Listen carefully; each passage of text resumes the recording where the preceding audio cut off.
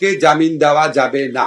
ধর্ষণের মামলায় 90 দিনের মধ্যে বিচার করতে হবে। অন্য যে কোনো ধর্ষণ বা নারীর প্রতি সহিংসতা রোধকল্পে আমরা কিছু আইনি পদক্ষেপ নেওয়ার কথা চিন্তা করেছি। আজকে সকালে এসে আমরা মিটিং করে সিদ্ধান্ত নিয়েছি এবং এটা কিছুটা পরামর্শ করতে হবে স্টেক হোল্ডারদের সাথে, তারপর ফাইনালাইজ করব। আমরা চেষ্টা করব কয়েক দিনের মধ্যে এই আইনগত পরিবর্তনটা আনার জন্য। আইনগত পরিবর্তনের বিষয়টা শুধু ব্যাখ্যা করছি আমার পক্ষ থেকে।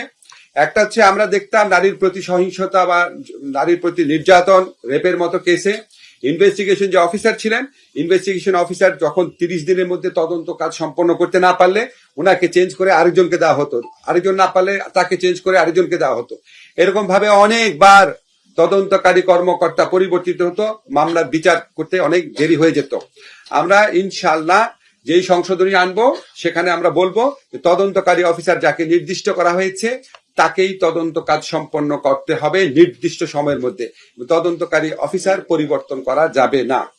এবং এই যে তদন্তের সময়, সেটাও আমরা অর্ধেক করে দিচ্ছি। আগে ছিল 30 দিন, এখন আমরা 15 দিন করে দিচ্ছি। বিচারের জন্য আগে সময় ছিল যেটা, সেটাও আমরা অর্ধেক করে দিচ্ছি। 90 দিনের মধ্যে ধর্ষণের মামলায় 90 দিনের মধ্যে বিচার করতে হবে। ধর্ষণের মামলা 15 দিনের মধ্যে তদন্ত কাজ শেষ করতে হবে। এবং ধর্ষণের মামলা যদি 90 দিনের মধ্যে বিচার সম্পন্ন নাও হয়, এই অজুহাতে কাউকে জামিন দেওয়া যাবে না।